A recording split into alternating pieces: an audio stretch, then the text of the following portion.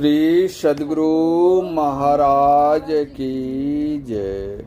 प्रातः स्मरणीय अनंत श्री विभूषित परमाराध्य संत सद्गुरु महर्षि में परमहंस जी महाराज का प्रवचन। मनोलय कैसे होगा। बंदो गुरु पद कंज कृपा सिंधु नर रूप हरि महामोह तम पुंज जासु वचन रवि करनिक। प्यारे लोगों, संत मत ईश्वर से मिलने का रास्ता बताता है। इसका क्या जरिया है, क्या अवलंब है, बताता है। जितने संत लोग हुए उनको ईश्वर से मिलने का बड़ा चाव था। इसमें उनकी बड़ी आसक्ति थी। उसके लिए उन्होंने यत्न किया, पाया और जो आनंद हुआ उसको उन्होंने लुटाया, अर्थात लोगों से इसका यत्न बताया।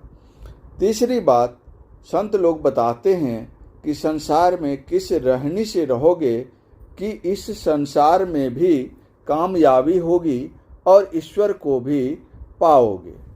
वे ईश्वर स्वरूप का निर्णय ऐसा ठोस रूप से करते हैं कि कठोर तर्क से भी नहीं टूट सकता। तुम अपने को सोचो, केवल शरीर में ज्ञान की शक्ति अपने आप है, यह सिद्ध नहीं होगा। मुर्दा शरीर को छोड़ दो, जिंदा शरीर में ही अभी जागृत में ज्ञान की शक्ति काम करती है। स्वप्न में तो मालूम होता है कि मैं हूँ, लेकिन संसार के लोगों को मालूम होता है कि इसको वह ज्ञान शक्ति अब नहीं है जो जागने में थी। नज़दीक में कोई बैठा है, इसका भी उस सोए हुए को ज्ञान नहीं होता है। स्वप्न से सुषुप्ति में जाने पर केवल श्वास लेता है, जिसका भी ज्ञान उसको नहीं होता है। यदि केवल शरीर में ज्ञान रहता तो जागृत, स्वप्न और सुषुप्ति तीनों समयों में ज्ञान रहता, लेकिन तीनों समय एक समान ज्ञान नहीं होता। चेतन आत्मा के कारण ही ज्ञान शक्ति शरीर में है। जाग कर उठता है तो कहता है कि मैं अच्छी तरह सोया। शरीर से चेतन आत्मा निकल जाती है तो शरीर को दफना दिया जाता है। तुम शरीर नहीं हो, शरीर की इंद्रियां नहीं हो, शरीर में रहने वाला हो, लेकिन तुम अपने को पहचानते हो कि तुम जो इस शरीर में हो सो कैसा हो।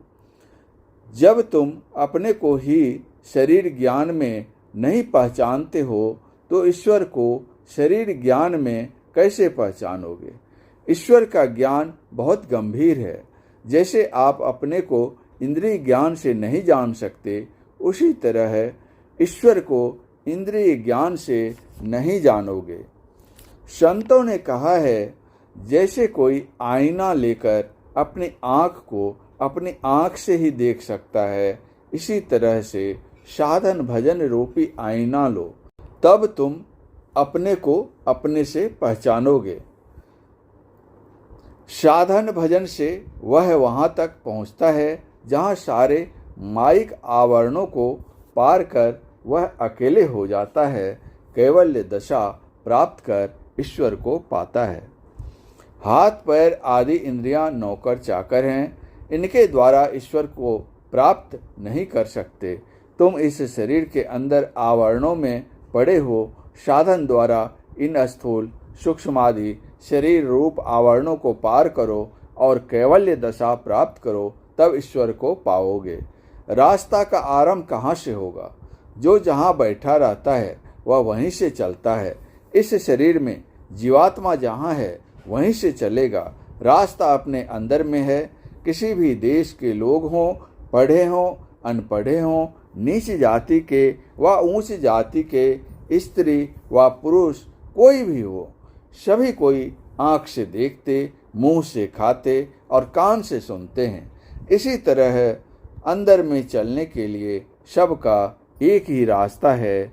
अगर समझदार आदमी हो तो समझ सकता है। 3 आवरणों को पार करना होगा। अंदर चलने के लिए आंख बंद करो, अंधकार मालूम होगा।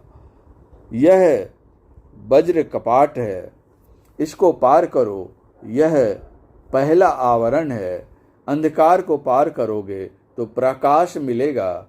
इस आवरण को भी पार करो, तब क्या होगा? शब्द।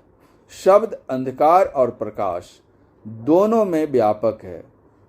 सूक्ष्म पदार्थ अपने से स्थूल में व्यापक होकर उससे अपना स्थान ऊपर रखता है। जैसे मिट्टी से जल, जल से अग्नि, अग्नि से वायु और वायु से आकाश सूक्ष्म है। इसलिए मिट्टी में जल, अग्नि, वायु और आकाश चारों व्यापक हैं। जल में अग्नि, वायु और आकाश ये 3 व्यापक हैं। इस तरह आकाश सबसे अधिक सूक्ष्म होने के कारण अन्य चारों में व्यापक है और अपना मंडल इससे ऊपर भी रखता है। शब्द अंधकार और प्रकाश दोनों में व्यापक रहकर अपना स्थान ऊपर रखता है। यह तीसरा आवरण है। इस शब्द को भी पार करने के लिए संतों ने कहा है। शून्य शून्य शून्य के पारा संत दादू दयाल जी ने कहा है। घट रामायण पढ़ो, उसमें भी इन तीनों आवरणों को पार करने का वर्णन है। इन तीनों आवरणों के अंदर सहस्र दल, कमल, त्रिकोटि, शून्य, महाशून्य आदि अनेक स्थान बना लो, लेकिन रहेंगे ये 3 आवरण ही। इन तीनों के परे परमात्म स्वरूप है। संतों ने शब्द को पकड़ने के लिए दृष्टि योग साधन करने कहा।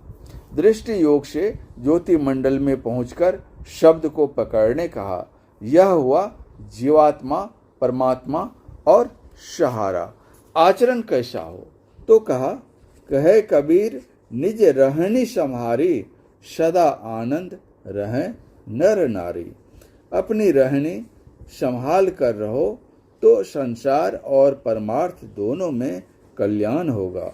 सदाचार पालन के लिए विशेष बात नहीं। पंच पाप, झूठ, चोरी, नशा, हिंसा और बेविचार, इनको छोड़ो। ईश्वर की भक्ति के साथ साथ सदाचार पालन चलेगा। ईश्वर भक्ति नहीं तो सदाचार पालन नहीं होगा।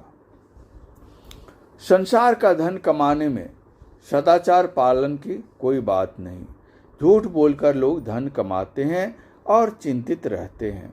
आप लोगों के पास क्या धन है?